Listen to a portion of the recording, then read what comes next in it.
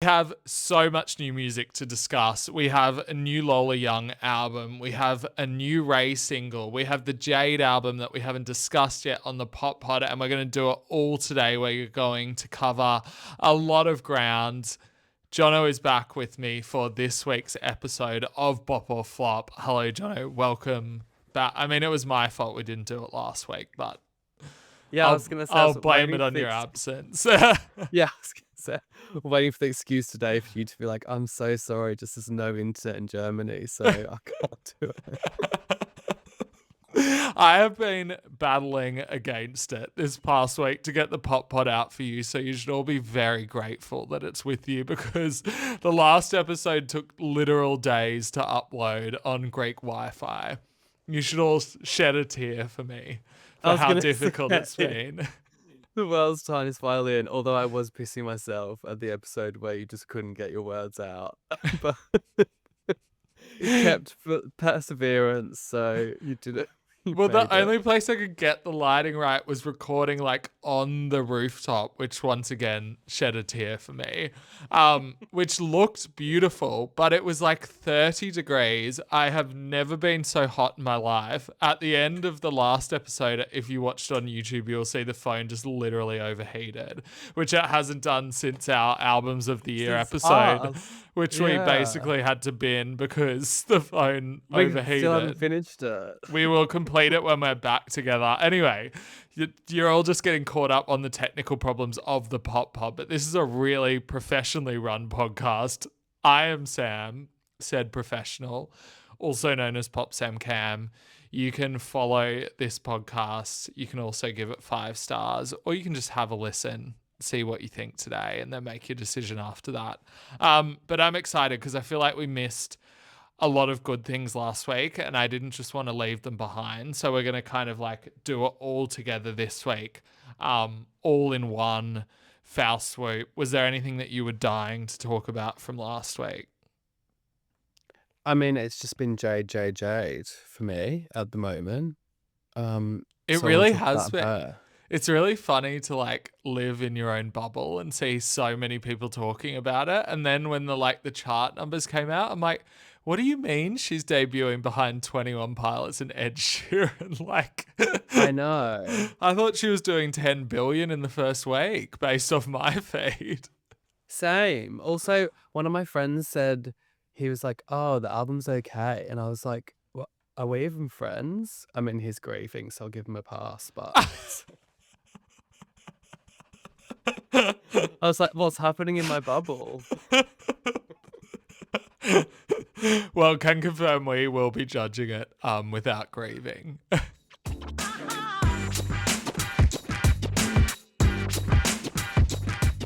Okay, let's start with Miley Cyrus. She is back with Something Beautiful Deluxe. I did not expect to get this at all.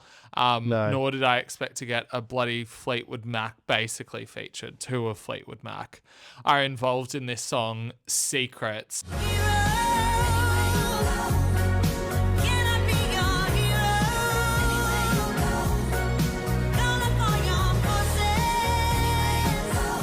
I feel like we both love Something Beautiful, but you are like such a Something Beautiful head in terms of the song. So like, do you want to tell me what you think about the update to this? I just am something beautiful, so it just relates You to are. me. I'm something, that's for sure. And I'm beautiful. I think this song's really good. She could be in a band her whole career, in my opinion. I think the album sounds like she's in a band already, and I think it's really nice. I don't know if it's going to do numbers. I think she has this ability, kind of like Dolly does, to just make a song that sounds like it's already been a classic, in my opinion, when it's new. So, which is pretty hard to do. It's pretty hard talent, I think, because obviously, how do you do that without sounding just boring and you're recycling something? So I think it's good. It's not groundbreaking, but I think it really does add something to the album. Yeah. And I think she fits that kind of band aesthetic vibe. Are you agreeing or No, disagreeing? I agree. I think like since Plastic Hearts, there's been something really like classic throwback about what she's been doing. And I think it just kind of makes sense that obviously she just slots into like a Fleetwood Mac kind of vibe, like she's been touring with Stevie for like years. Like it feels so effortless, and maybe that's part of the problem, that it almost feels too easy for me. There was something Right. about the moments on Something Beautiful that I liked the most, that I could really feel like a muscle in it. Like I could really feel that she was like trying something new, and with this one I don't feel like that. It just feels like it kind of wafts by. In saying that, I really like it and I'll probably listen to it a bunch more, but like it Yeah. just doesn't have the same kind of like, I don't know, it didn't light me on fire as much as some of the best tracks on Something Beautiful did. However, in saying that, knowing how like Used to Be Young and Flowers did, this is probably going to be the one that catches fire. That's so true. So probably her safer song, and it'll probably go to number 0.1 for 4 years. Exactly. But I'm going to give it a bop. I'm Yeah, assuming I'm you are giving it a too. bomb. Yeah. Okay.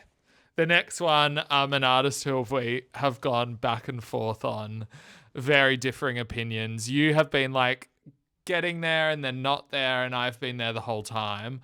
But Lola Young has released her album Only Fucking Myself, I believe it's called. This song is called Post. Oh no, I've forgotten what that's called. Sex Clarity. Post Sex Clarity, and it is taken from the album.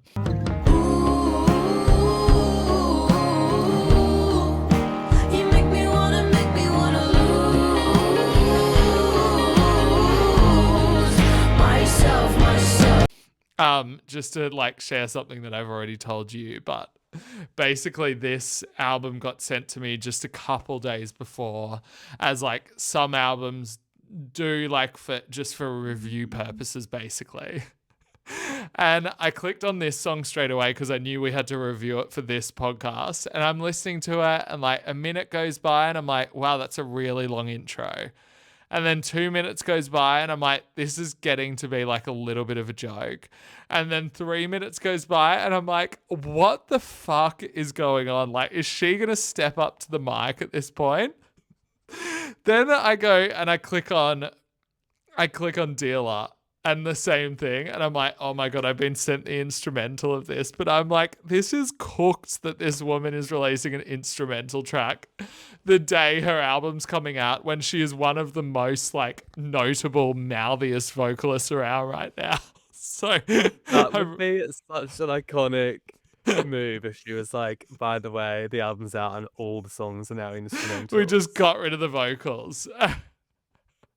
The earpiece wasn't working when I performed live or on the album, so it's over. Yeah, the mics are turned off, so I just thought, oh fuck it, I'll just turn it in like it is. But yeah, this is another like, the album I have given like a quick listen to, but I haven't let it really marinate with me yet. But it's a real like smack in the face. I think she just really holds nothing back, and you're either going to love it or you're going to hate it, I think. And this song is perhaps one of the least smacky in the face songs that you get on it. But like, it's this, but lyrically, I think it's this really nice moment of like her obviously treating sex as something that's so fleeting and like a part of relationships that kind of like defines it, and then she moves on to something else. But like, this is the moment I think where she's realizing that like, oh, we're sticking around, like there's something after this moment, which I really liked hearing her explore. And like, it's another great song for me. I'm just like, I'm loving everything from this album. I think she's great. It's a bop. Here you go. Yeah. No, everyone's just going to say that you're getting paid to support her now because you got the instrumental early. So you've done this. Great. Yeah. They said, we'll give you $100 to chat about the instrumental. Yeah, you've been instrumental in her success because you've been paid. No, it happens with so many albums, I need to say. And it also happened with the Miley one as well. Not a cent exchanged. I know. I'm just winding you up like everyone will in the comments. The song, it's like a sister to Dealer. I think it's really good. To be honest, I don't know what's wrong with me, but when I read the title, I was like, oh, here we go. I can't be bothered for like, I think I'm so used to people releasing a song that's like Slay Tina the Boots House Down. Yeah. And I'm just like, well, I don't really want this. And there's a lot of Slay Tina the and Boots Down coming up on this as well. There's a lot of flop Tina the Boots Down where I'm like, no. But she does the same thing on Dealer where it goes, it's really emotional and vulnerable and honest, and it's great production. And so this is a bop for me, Lola Young. Oh, great. But she is hit and miss for me, but this is a hit. Okay. I'll be interested to hear what you think of the album, but we'll discuss that next week. Yeah. I need to know short rating of the instrumental and then with her voice as well. Okay, next up we have Madison Beer's Yes Baby. Madison Beer is back after she had a couple standalone singles that ended up actually doing really well with her in a much more dance space than her album was. Her album had a bit more of a like Tame Impala radical optimism, I guess, feel to it. But this one obviously acknowledges that the dance stuff has done well for her and has gone straight head on into it with a really kind of deep, almost club cut here.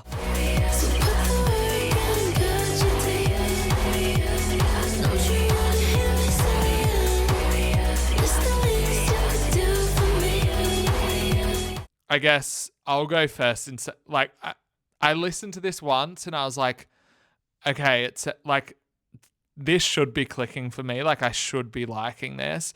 And then I listened to it twice and I was like, there's something that I'm just not latching on to. And I thought about it a lot. And I'm like, the thing with this, and I don't want to say like it's reheating Charlie XCX's Nachos, because it's not. Like, people have done dance pop before Brat and they'll do it after.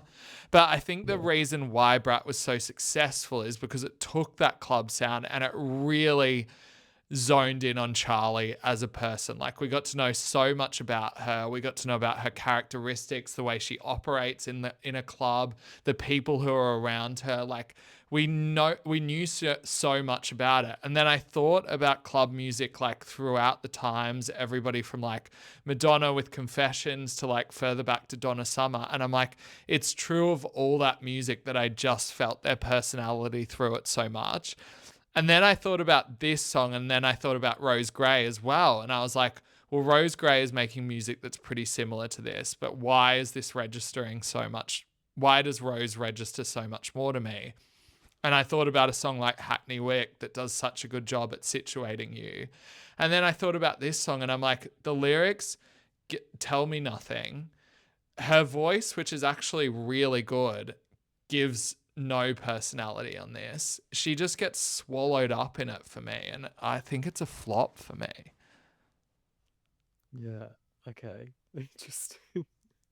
Why do you I feel agree with all of your points, but I was like, surprise, Kel surprise, it's a bop. I actually was really into it. Okay. Maybe I was a bit cranky. I was walking home in the rain. I think you're right. Yeah. If you compare it to, say, Rose Gray, Addison Rae even, like, you know, they're people who aren't making revolutionary music, but they're people who are making music done so well, like you were saying, with storytelling or like vocal work or like they make you engage with the songs. I'm not engaging with Madison Beer, but I think the layering works really well and gives me the excited club vibes. Sam's just turned his camera off because I know, I just so cranky that I said up Bob. I'm like, baby. Fuck this.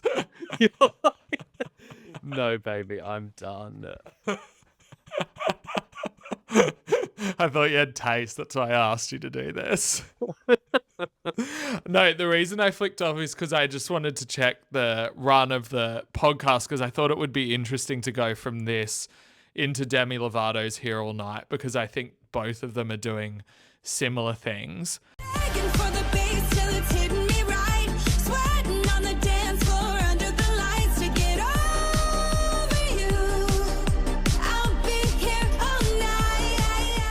Yeah. And having a similar impact on me, where I think that Here All Night is actually kind of a massive bop. Like it's on paper like just kind of a perfect pop song. But then I think about the artist at the helm of it and I'm like, this just is making no sense to me and I just don't believe it at all. Like I'm not buying any single part of it. It's taking so many different elements from things we've seen others do, like previously, whether it be obviously Charlie, who seems to be a big influence on this record, or to like somebody like even Zara Larsson with Can't Tame Her. And I know that we've had different opinions on the Zara Larsson and stuff as well, but I'm really believing and buying what Zara's doing right now because the whole aesthetic just seems so like so orchestrated by her, and there's just something that I'm not buying about this song and I just can't fully put my finger on it because everything else is like scratching my brain the way it should. Like the melody in the chorus is great. Demi's vocals are great, but I also think her vocals are totally wasted doing this like talking thing that she does in the verse. And this is the same way I feel about the Madison song. So I'm interested to hear like where you land on this. Yeah, mine's the same as Madison. I think it's a bop. I mean, it's soulless. There's nothing there in terms of like a big personality. But interestingly though, I have always liked Demi's personality, but never You really really clicked have. with a lot of her music. Like, Yeah. I don't really like most of them except for Sorry Not Sorry. But this song just works. Also, I feel like people are kind of like, oh, it's just B grade Charlie. I'm like, just shut up. Like, dance music in pop has been the The blueprint Charlie for thing so like needs to long. stop. I know that Like, I it's not have like, fueled it, but yeah, it's really boring. It's just so lazy, I think, that argument. But yeah, I don't know. I don't really buy that I think Demi was just like, no one cares about my rock stuff or my ballads anymore. I yeah, just want to have fun. And she's just having fun. I think that's fine. It's not I have a groundbreaking, bit more but of a cynical take on it, but yeah. you think she's chasing the hit, do you? I don't know if she's chasing the hit as much as she's just trying to chase something that's been working for other artists lately. I don't really buy it. And I also want to clarify that when I Yeah. say Charlie, I'm not saying that like Charlie has created this club pop sound. She hasn't Yeah, at yeah, all. And yeah. actually, a lot of Yeah. the sounds that are used on Brat are borrowed from other places anyway. But like, I'm just using it as an example of how it can be done really well and you can believe it as well. And I just don't Yeah, believe definitely. this. But I've also always been a fan of when Demi is a little bit over the top for me. Like, I like the Yeah. kind of vocals turned up to 11. I actually liked Fast as well, but I don't know. There's just some of her personality that's being swallowed up in this, and I'm just not seeing it. And it's like the songs are better than what Katy Perry gave on 143, but we're not far from it being 143. The lowest bar. These songs are What? much better. They're much better, but there was something about Yeah. 143 that swallowed Katy Perry's personality, and I'm worried it's doing the same thing to Demi. I think it's more, my opinion is slightly different. I think it's more like her and Kesha are more a reflection of like the cultural, political time, which is everyone's so frustrated, I think. And the future seems like kind of really not like quite bleak. And I think that's where the Yeah, whole okay. let's be silly thing and just have fun is the trend. And like Yeah. that's because I think that is authentic, but I think I agree with you about execution. Some people do it way better than others, and that's a totally fair comment, I think. Yeah. Okay. Interesting. This is a very, very big role reversal for us because I usually just bop everything. I know. Okay, let's move on to Rae. Rae has released her single "Where's My Husband."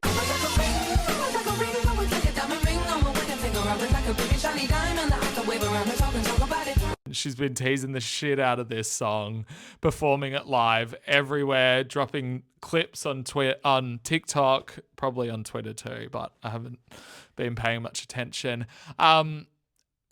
It's apparently going to be the first single for her second album, which I think will probably end up landing next year.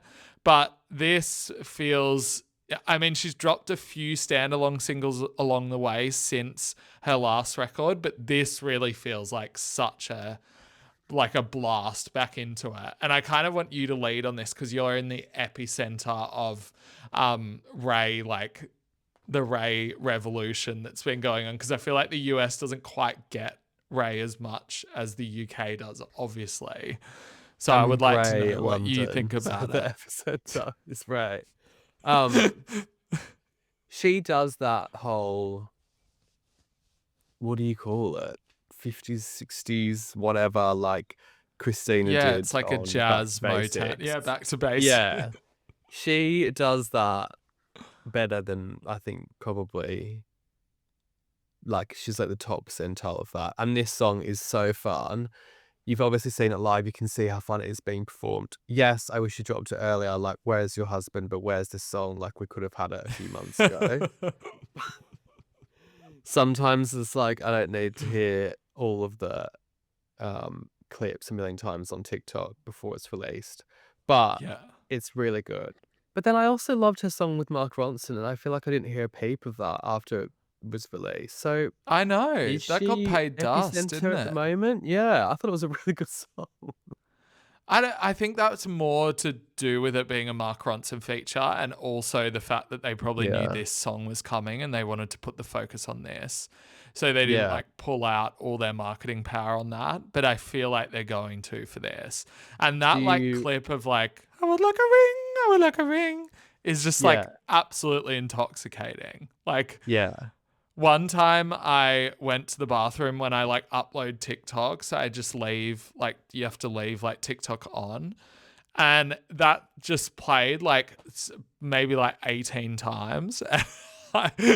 Usually that would drive me insane, but I was loving it.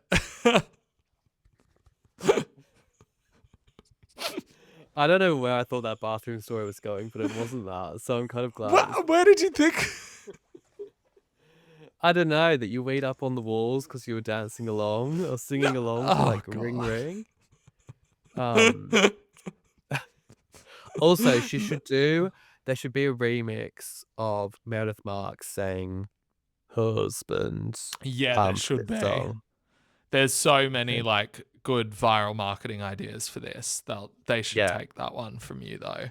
But a smash from her, and like I just hope it does well for her, because I love her and I thought the last album was good and I thought the performances were good, but recently I feel like they've gone to a whole nother level. Like, she just looks and sounds so good. Like, on a technical level, she can't really be matched right now, I feel like. So I've got my fingers and toes for Where's My Husband. I think this will do well. I feel like the vibe will be that it'll be a big hit.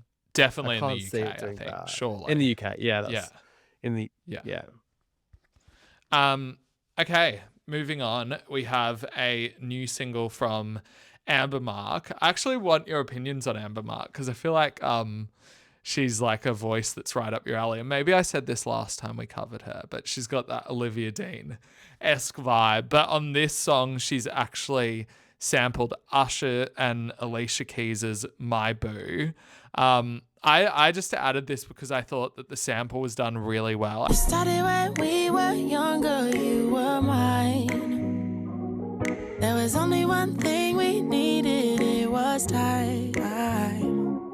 I had dreams of the biggest diamond, a king-size bed that we never lied in. I famously hate a lengthy sample in the chorus, as I said with the Jade album and got roasted, but we'll get to that. And I just think that her voice is warm, the feeling is warm, the sample feels really natural the way it goes into it. It's produced by Julian Bonetta, who did Espresso by Sabrina Carpenter, like on top of a lot of different stuff, but works very closely with Amber now. And I would like to see her getting a little bit more heat because I feel like she's been releasing the bops recently. What did you think? Yeah, our friend Adam is obsessed with her. And has been I always for a think long about time. Adam when I hear Amber Mark. Amber Adam Mark. But I don't know. This song just doesn't stand out for me. I don't think I've ever, I probably said this last time, like super warm to her. Not because she's Yeah. done anything wrong or any of the songs are like terrible.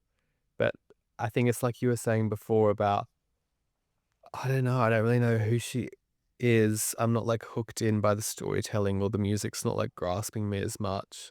But it's Yeah. like, I wouldn't turn it off. Like it's really nice songs, but is that good enough to bop it? Probably not. It's like I want to like Yeah. it, and I do, but I'd be almost forcing myself to play it rather than being excited to, if that makes sense. Yeah. See, I think her last album came out in January when not much was out, and I really rinsed it by pure fact that there was nothing else out. Not because it wasn't good, it was good, but I just had more time to really like repeat it. So I feel like I really got to know her and her voice, but I get that like the music takes time for sure. Also, sometimes when me blaming Adam, but like when someone's obsessed with an artist, obviously then like my expectations are really high. So maybe I'm just Yeah. like then unfairly judging because I'm like, oh, she must be incredible when she's just really good. But That's how I felt when you kept telling me about Morgan Wallen.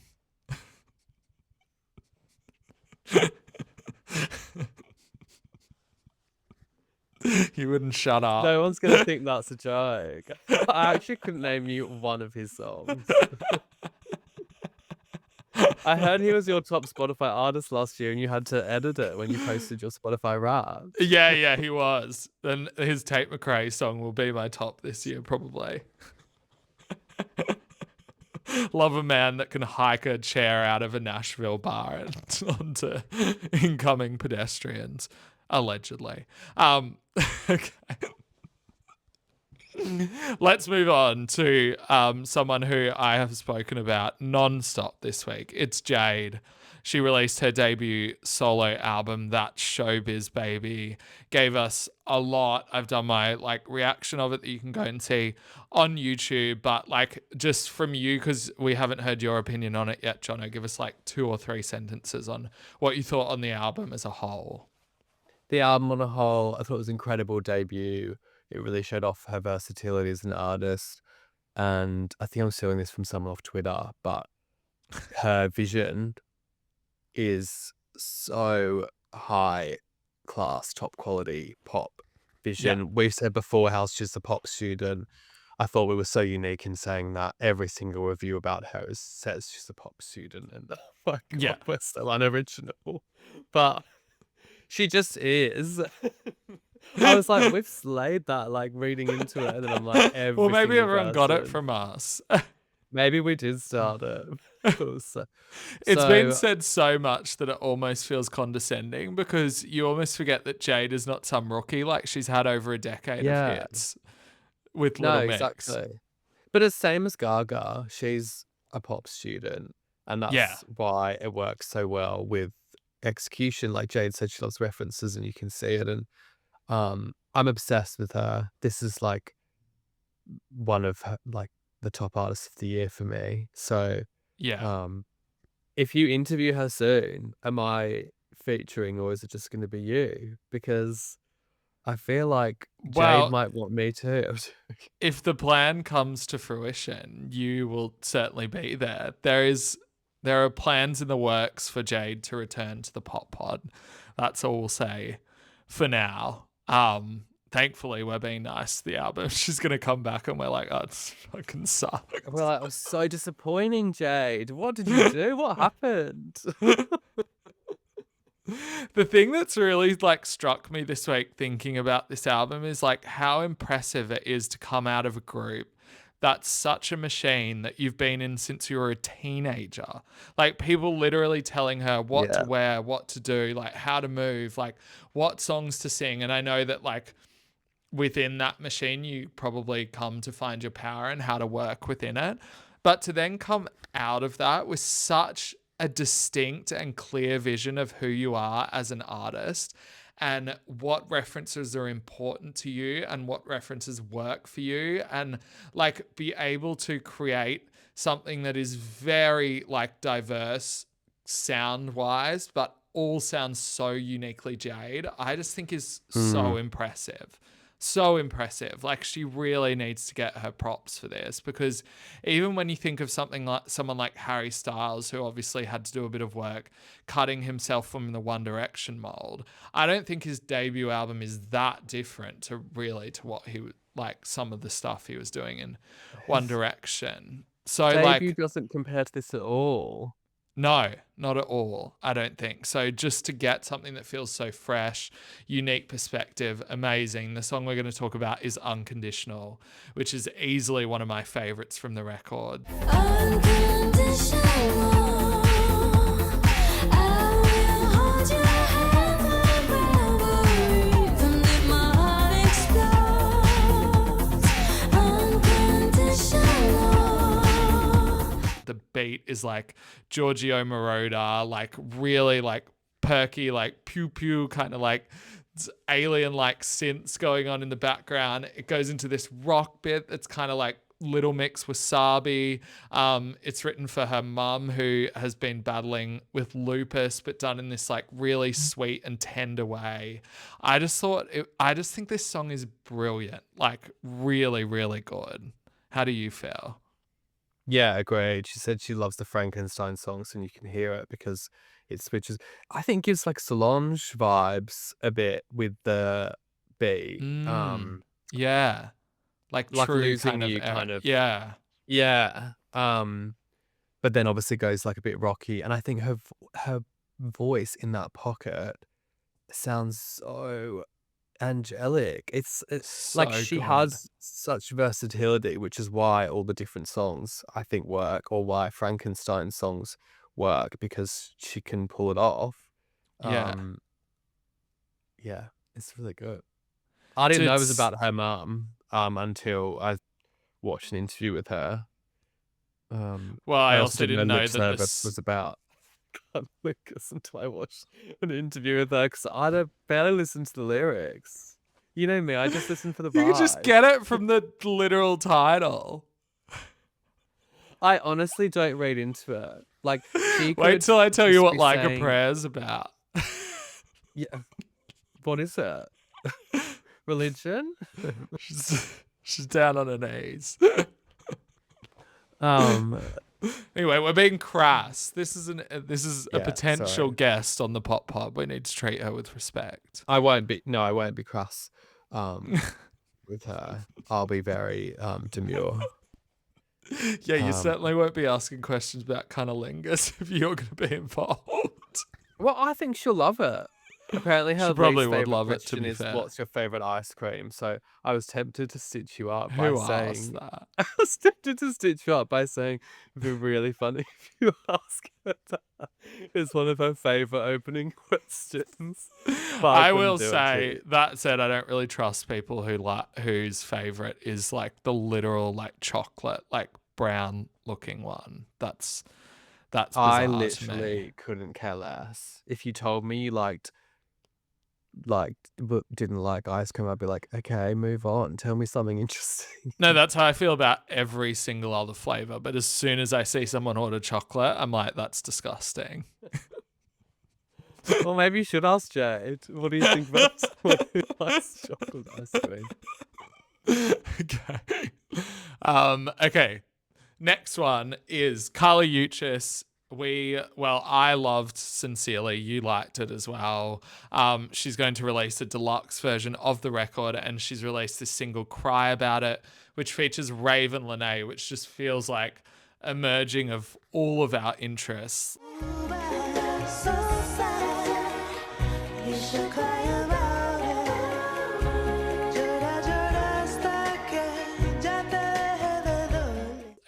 It comes as no surprise that I think this song is perfect. I love it. I think we spoke about it when the record dropped, that it's usually not my style to be into these kind of like doo-woppy 50s, 60s songs, but there's something about the way she does it that just feels like, I don't know, like shiny glass, and it's just so good. Raven comes into it, gives it a different flavor. It is so amazing. I love it. Bop. I feel like we said that Kali and Raven would be good together, or was it Kali and someone else? I can't remember. Oh, maybe it was No, I think it was Kali. Kali and Demi Lovato.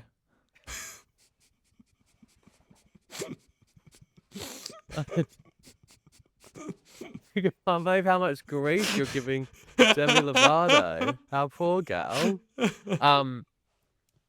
Yeah, I think it's a really nice song. There's nothing wrong with it. They work really well together. It's a bop. And I feel like this song's just one of your wet dreams. So I'm really glad that it came to fruition because you love them Literally. both so much. I thought I was dreaming when it like just dropped onto my feed. I'm like, this is perfect. Yeah. So bravo to whoever did that. Bravo, The next Simone. one, we probably could have put this song in our little like dance pop minute that we did prior, but Rose Gray with April, she actually debuted this song at her New York show that I was at a couple of months, something ago.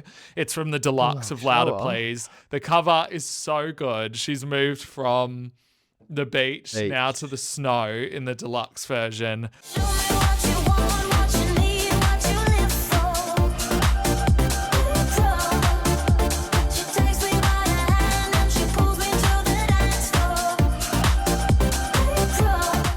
April is more of what we were getting on Louder Please, but like even more so in that Eurodance kind of mode.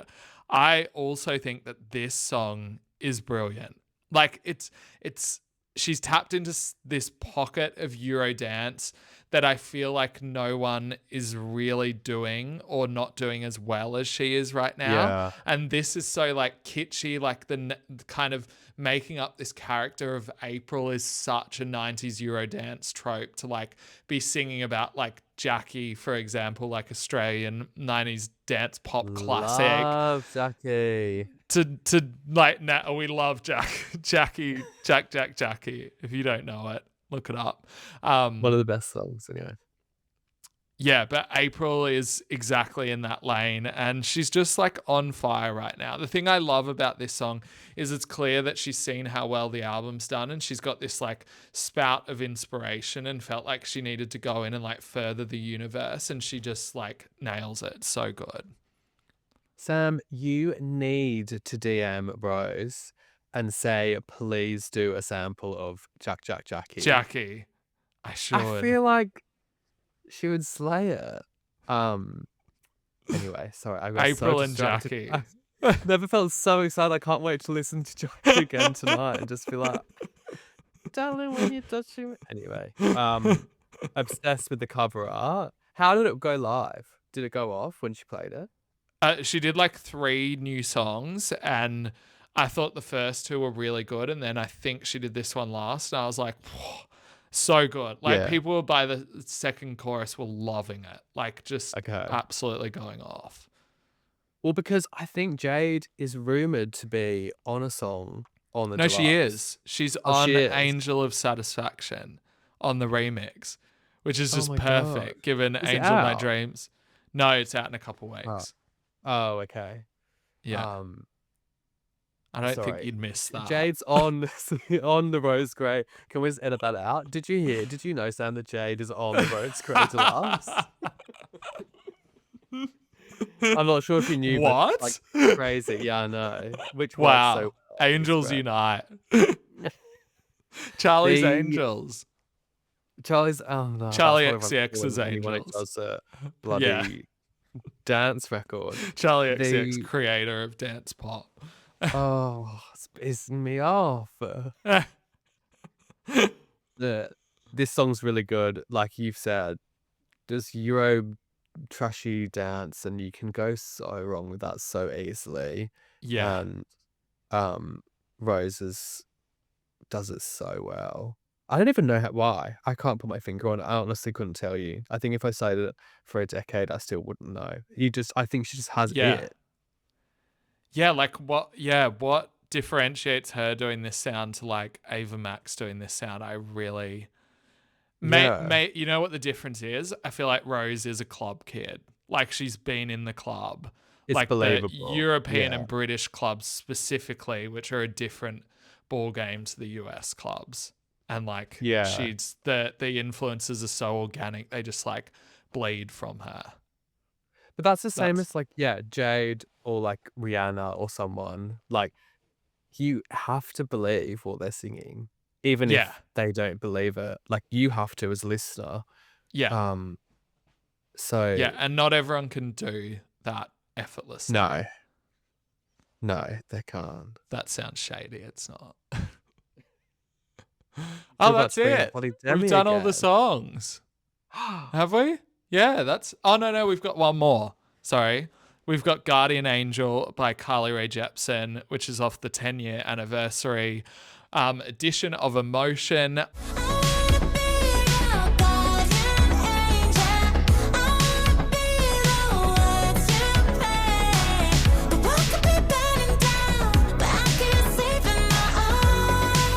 I believe that not all these songs have come from the Emotion sessions. They're from like various albums of hers, which is a bit confusing to me. Right. If you like Rae Jepsen, you're going to like Guardian Angel. It's like more of the same. For me, like it doesn't really do much for me other than just being like, it's a fun Kali bop. I think like melodically, it's not as like effortless or sticky as anything on Emotion. And I think the hook almost gets there in the chorus, but then it's just kind of like, okay. So that I just felt like a kind of shrug about this song. How did you feel? So does that mean you're bopping it or flopping it? Well, I don't want to flop it because it's not a flop, but it's not a mega bop. I can't flop 3 songs in 1 week. Like, that's outrageous. That's the point. If it's bad, it's bad. It's not bad. No, it's not but bad. It's just like totally in her comfort zone.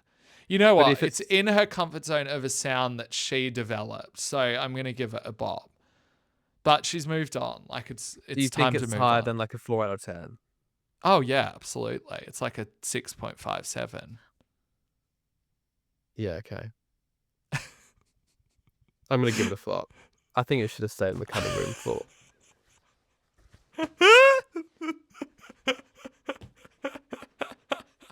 I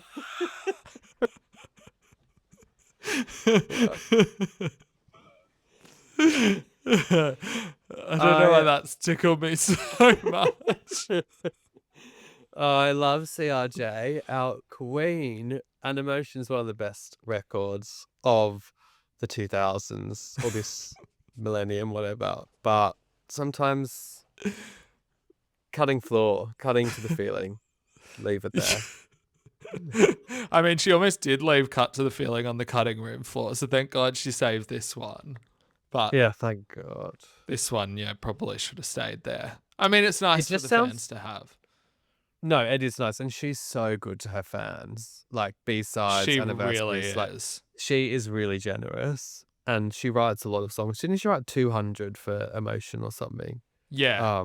And the hit rate is so high. Like, yeah. I was listening to Loneliest/Loveliest Time the other day, and the fact that the B-side album is probably better than the original one is just crazy. Like, the amount of great songs she's writing is very, very impressive.